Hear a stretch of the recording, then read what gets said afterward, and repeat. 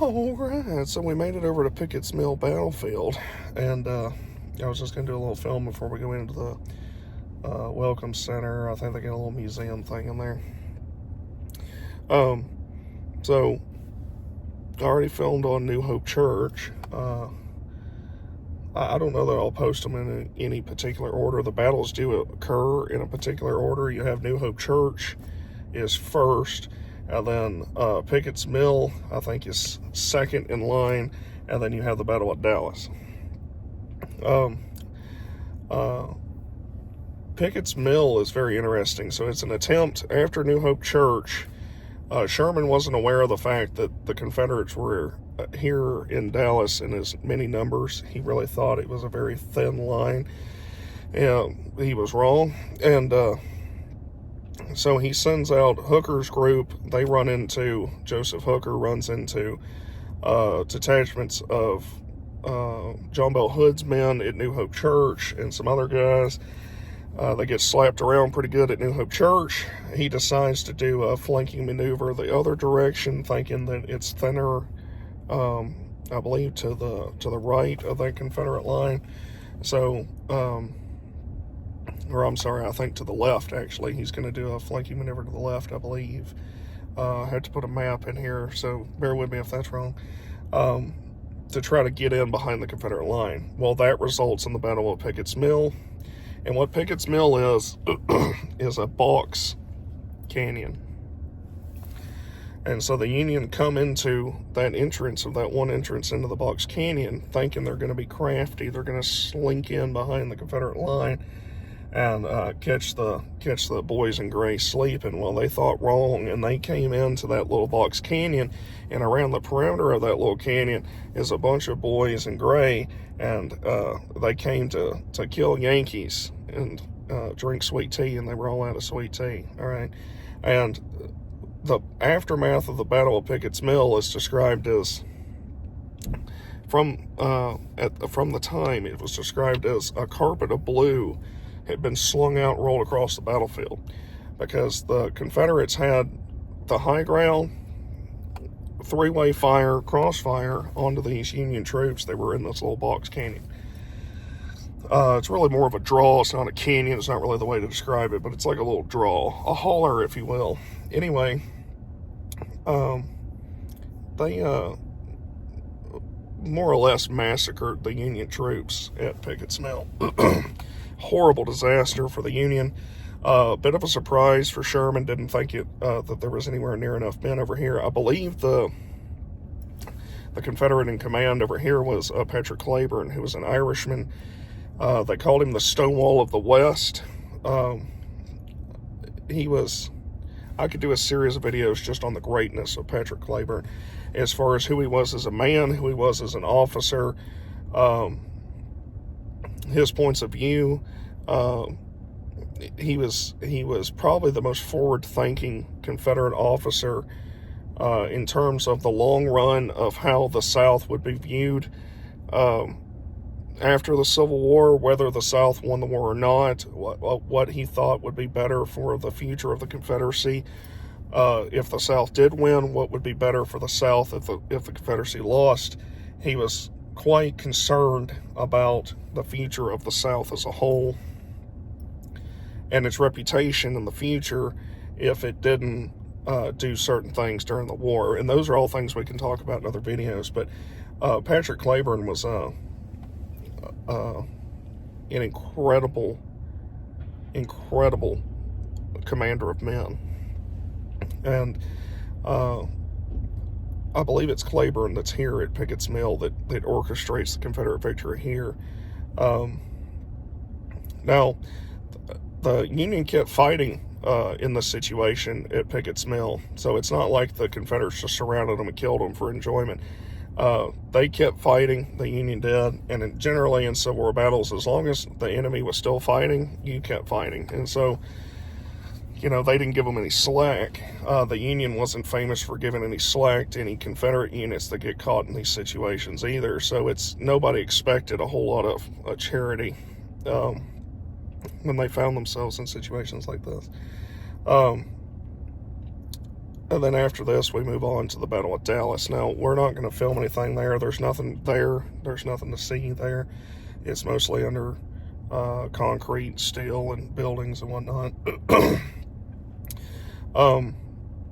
But these three battles are they're very interesting and pivotal for the Atlanta campaign. They accelerate and decelerate the movement towards Atlanta.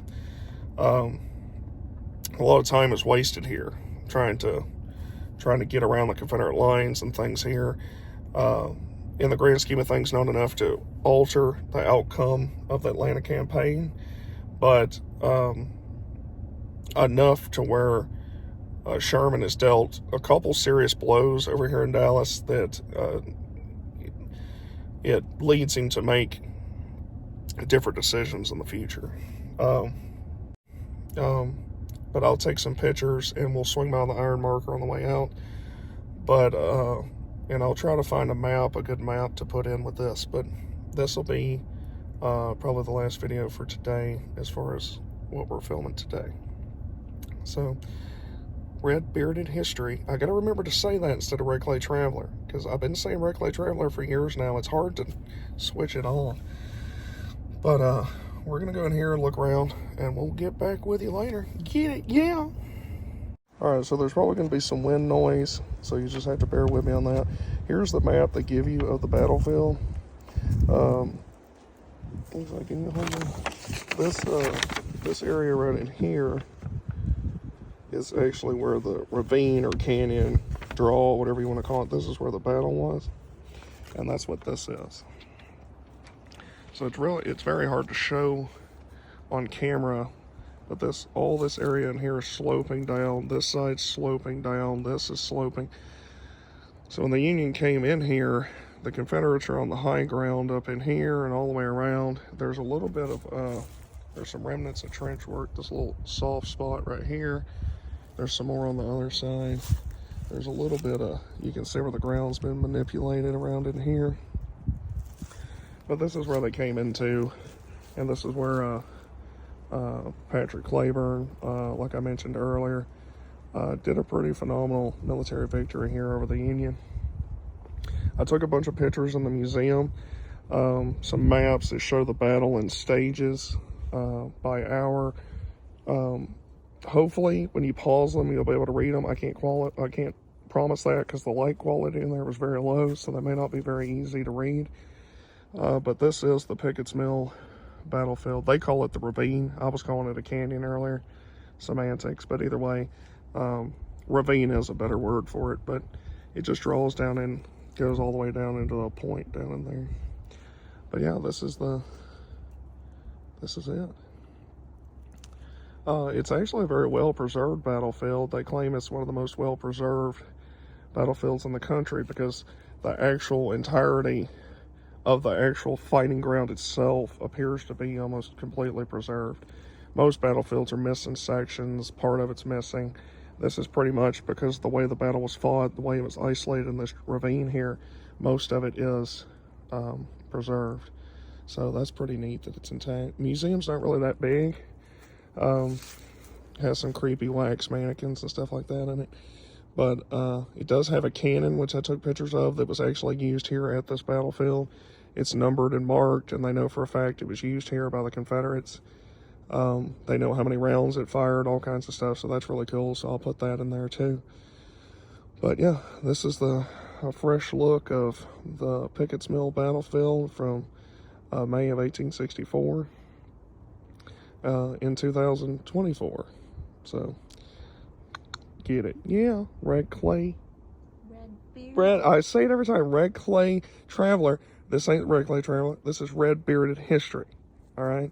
So, Red Bearded History, everybody knows, all four of you that's watched the first video, all three of you can watch these.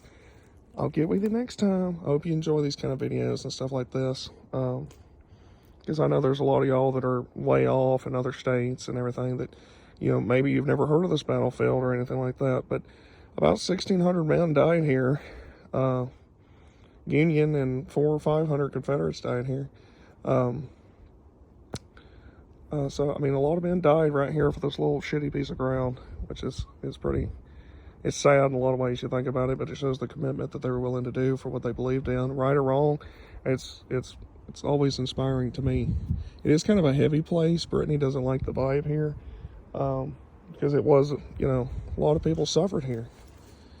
I'm a firm believer in what paranormal people call the stone tape theory, that the ground gets impregnated with bad energy from suffering.